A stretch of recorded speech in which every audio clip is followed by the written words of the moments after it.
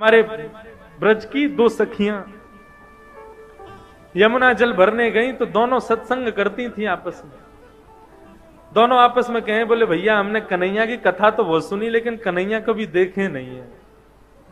दूसरी बोली, अरे कन्हैया पता हो कहां रहे? बोले कहां रहे? वो संतन के पास रहे कन्हैया। अच्छा, बोले कहां पे? वो संतन के संग झोली रहे ना, वह झोली में बैठो रहे अंदर कन्हैया। अच्छा, कब मिलेगो हमें, कब दर्शन देगो झोली ते निकल के?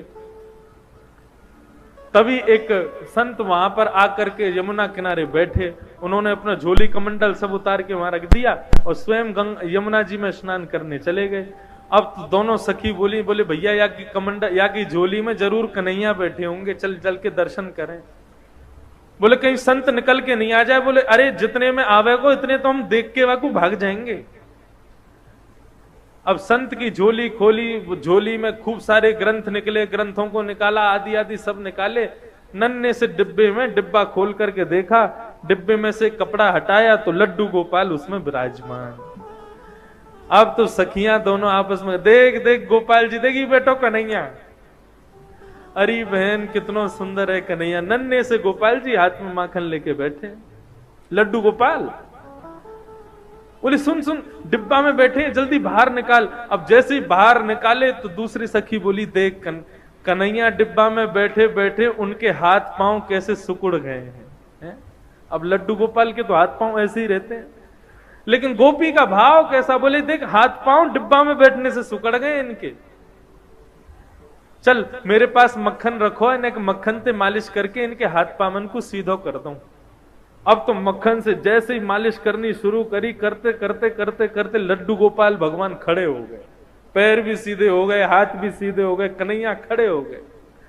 जैसे ही खड़े हुए इतने में संत आए, और संत जैसे ही आए तुरंत कन्हैया को रख करके डिब्बे में भागी वहां से। संत ने आकर के देखा तो लड्डू गोपाल, जो कि लड्डू गोपाल के रूप में थे, वो खड़े हो गए हैं। संत ने तो कहा कि अब उन सखी रुकती तो उनको प्रणाम करता, वो तो चली गई। प्रभु आज आपने बड़ी कृपा करी, आपने ऐसा चमत्कार दिखाया, आज ऐसे स्वरूप में दर्शन दिए। साष्टांग दंडवत करके जैसे ही चरण स्पर्श किए, संत का स्पर्श करते ही लड्डू गोपाल फिर से लड्डू गोपाल बन गए। संत के नेत्रों से आंसू बहने लगे, 2-4 घंटे रोता ही रहा। बोले प्रभु उन सखियों को यह तक नहीं पता कि आपके भोग के लिए मंत्र क्या बोलना चाहिए, आपका स्पर्श कैसे करना चाहिए, आपका भोग कैसे लगाना चाहिए। ऐसे अबोध उन सखियों के भाव से आप सीधे हो गए, और मैं जिसने आपकी प्राप्ति के लिए घर छोड़ा, परिवार छोड़ा, सब कुछ छोड़ के सन्यासी बना, मेरे स्पर्श करते आप फिर से लड्डू गोपाल बन गए। क्यों? आपको मैं प्रिय नहीं हूं?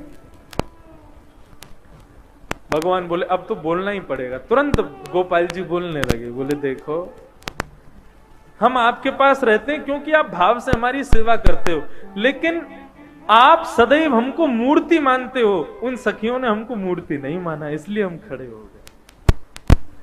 ये मूर्ति भाव अपने हृदय से निकाल दो। हम सदैव आपसे भी बात करेंगे। भागवत में आदि ग्रंथों में कितनी जगह कहा गया है कि अपने घर में अविराजित अपने लड्डू गोपाल को कभी मूर्ति नहीं समझना चाहिए। वो साक्षात ठाकुर जी, साक्षात कन्हैया।